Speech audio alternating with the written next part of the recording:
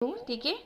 तो जैसे कि आप लोग देख रहे हैं ई आई और आई ई, जब हम लिखते हैं तो हमें समझ में नहीं आता कि ई आई लिखना है या फिर आई ई लिखना है, क्योंकि दोनों का मतलब ई है, यानी कि दोनों ही ई की मात्रा है। लेकिन अब हमें कैसे पता चलेगा कि कौन सा लिखना है और कौन सा नहीं? अगर सी है और सी के बाद हमें ई की मात्रा लगानी है तो हमें ई आई लिखना है, और अगर सी नहीं है तो बाकी सभी जगह हमें आई ई लिखना है। ठीक है, इतना याद रखिएगा। कहीं पर भी अगर हमें ई लिखना है तो हमें क्या करना है, आई ई या फिर ई आई का कैसे पता लगाना है? सी के बाद हमेशा आई ई होता है, और अगर सी नहीं है तो बाकी सभी जगह क्या लिखना है? ई आई लिखना है। बाकी सभी जगह आई ई लिखना है। ठीक है, तो यहाँ पर याद रखिएगा कि कैसे लिखना है। 1 मिनट में यहाँ पर लिख दूँ, मैंने यहाँ पर गलत लिख दिया है। यहाँ पर आएगा आपका ई और आई आएगा। ठीक है, तो आप इसे लिख लीजिए, फिर मैं आपको आगे समझाऊंगा। आप लोग देख रहे हैं एस आई एस ई और आई जेड ई, दोनों को ही जा पढ़ा जाता है, यानी कि आई एस ई को भी आइज पढ़ा जाता है और आई जेड ई को भी आइज पढ़ा जाता है। ठीक है, लेकिन अब मान लीजिए आपको लिखना है आइज। ठीक है, अब आपको कैसे पता चलेगा कि आपको जेड वाला जा लिखना है या फिर एस वाला जा लिखना है? क्योंकि दोनों का मतलब जा है, लेकिन एस लिखना है या फिर जेड लिखना है, ये आप कैसे समझेंगे? तो इसका बहुत ही अच्छा तरीका मैं आपको समझाने वाली हूँ। अगर आप ये लिखते हैं आई जेड ई, इसका मतलब आइज होगा, और अगर आप आई एस ई लिखते हैं तो इसका मतलब भी आइज होगा। तो आपको कैसे पता चलेगा? आप दोनों में से कोई सा भी लिख दीजिए, दोनों ही सही माने जाएंगे। यानी कि अगर आप आई जेड ई लिखते हैं तो भी सही होगा, और अगर आप आई एस ई लिखते हैं तो भी सही होगा।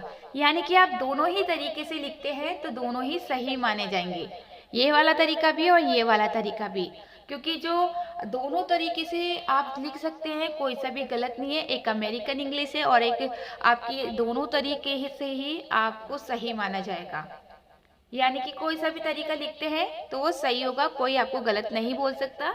और आपको भी ये सोचने की ज़रूरत नहीं है कि कौन सा सही है कौन सा गलत है, जो याद हो आप वो लिख सकते हैं आइज के लिए। ठीक है, तो अगर आप ये सोचते हैं कि एस का जा कब लिखना है और जेड का जा कब लिखना है तो कंफ्यूज मत होइए, या तो आप जेड लिख दीजिए या फिर एस लिख दीजिए। तो इसको जल्दी से लिख लीजिए, फिर मैं आपको आगे समझाऊंगी। ई फाई, दोनों का मतलब इफाई होता है, चाहे फिर आप आई ई आई एफ वाई लिखिए या फिर ई एफ वाई लिखिए। इसको भी ई पढ़ा जाता है और इसको भी ई पढ़ा जाता है, और इनको तो फाई पढ़ा जाता है, यानी कि लास्ट वाले वाई को हम आई पढ़ रहे हैं। ठीक है, तो दोनों को ही इफाई पढ़ा जाएगा, इसको भी और इसको भी। लेकिन हमें कैसे पता चलेगा कि हमें ई लिखना है या फिर आई लिखना है इफाई लिखने के लिए? सिंपल है, अगर आपको ये जानना है कि आपको कैसे पता चलेगा, क्या मैं आपको समझा देती हूँ। देखिए, आपको कैसे पता चलेगा कि इफाई कौन सा लिखना है, आई वाला लिखना है या फिर ई वाला लिखना है? तो देखिए, सभी जगह आपको ई एफ वाई लिखना है, क्योंकि ये सब जगह लिखा जाता है। अगर आपको इफाई लिखना है तो आपको ई एफ वाई यही स्पेलिंग लिखनी होगी। लेकिन आई एफ वाई कहाँ लिखना है? आई एफ वाई सिर्फ 6 वर्ड मीनिंग में लिखे जाते हैं, बाकी और कहीं नहीं लिखते हैं। सिर्फ 6 ऐसी वर्ड मीनिंग है जिसमें इफाई लिखने के लिए हमें आई लिखना होता है ई की जगह। तो वो तो मैं अभी आपको लिखवा दूंगी। ऐसी वो 6 वर्ड मीनिंग कौन सी है जहाँ पर इफाई लिखने के लिए हमें आई लिखना होता है, लेकिन बाकी सभी जगह आपको ई एफ वाई लिखना है इफाई लिखने के लिए। तो आप पहले ये लिख लीजिए, फिर मैं आपको 6 वर्ड मीनिंग लिखवा दूंगी।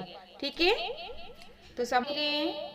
वो 6 वर्ड मीनिंग आपको दिख रही है, जैसे कि 1 2 3 4 5 6, ये 6 ऐसी वर्ड मीनिंग है जिसमें हमें फाई लिखने के लिए हमें क्या लिखना होता है? इफाई लिखने के लिए हमें आई एफ वाई लिखना होता है। बाकी सभी जगह हम ई एफ वाई लिखते हैं इफाई लिखने के लिए। ठीक है, तो ये वो 6 वर्ड मीनिंग है जिसमें हमें क्या लिखना होता है, IFY लिखना होता है। तो आप इसे लिख लीजिए।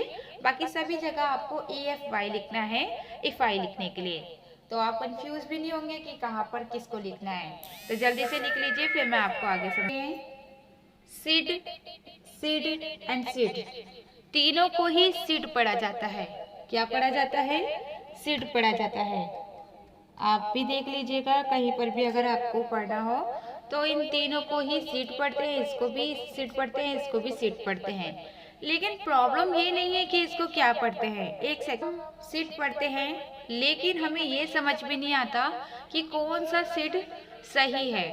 क्या हमें ये वाला सीट लिखना चाहिए, या फिर हमें ये वाला सीट लिखना चाहिए, या फिर हमें ये वाला सीट लिखना चाहिए। हमें कैसे पता चलेगा कि कौन सा सेट हमें कहाँ लिखना है और कौन सा सेट हमें लिखना होगा। सबसे ज़्यादा प्रॉब्लम यही होती है कि लिखे तो कैसे लिखे, इतने सारे तरीके से लिखा जाता है और सबका मतलब एक ही होता है, तो हम कैसे जानेंगे। तो चलिए मैं आपको एक एक करके समझा देती हूँ। सबसे पहला सेट ये वाला है, तो आपको कैसे पता चलेगा कि ये वाला सेट कहाँ पर लिखना है। तो तीन ऐसी वर्ड मीनिंग है, 1 2 3, ये तीन ऐसी वर्ड मीनिंग है जिसमें ये वाला सेट लिखा जाता है। कौन सा वाला सेट लिखा जाता है, ये वाला सेट लिखा जाता है। ठीक है, अब आपको पता चल गया कि कहीं पर भी अगर आपको इन तीनों में से कोई सी भी वर्ड मीनिंग लिखनी है तो आपको ये वाला सेट लिखना है। अब प्रॉब्लम ये है कि ये दोनों सेट कहाँ पर लिखने हैं। तो अगर कहीं पर भी हमें एक ऐसी वर्ड मीनिंग है, सिर्फ एक ऐसी वर्ड मीनिंग है जिसमें ये वाला सेट लिखा जाता है, वो कौन सा है अभी मैं लिख दूंगी। वो एक कौन सी वर्ड मीनिंग है जिसमें आपको ये वाला सेट लिखना है। अब बचा ये वाला सेट, तो बाकी सभी जगह जहाँ पर भी आपको सेट लिखना होगा आपको यही वाला सेट लिखना है। और ये वाला सेट और ये वाला सेट तो सिर्फ आपको इसको तीन वर्ड मीनिंग में लिखना है, ये जो तीन वर्ड मीनिंग है, और इसको सिर्फ एक वर्ड मीनिंग में लिखना है। बाकी सभी जगह आपको हमेशा यही सेट लिखना है। यानी कि अगर आपसे कोई बोले कि आपको सेट अगर लिखना है तो कौन सा सेट लिखना है, ये वाला सेट लिखना है।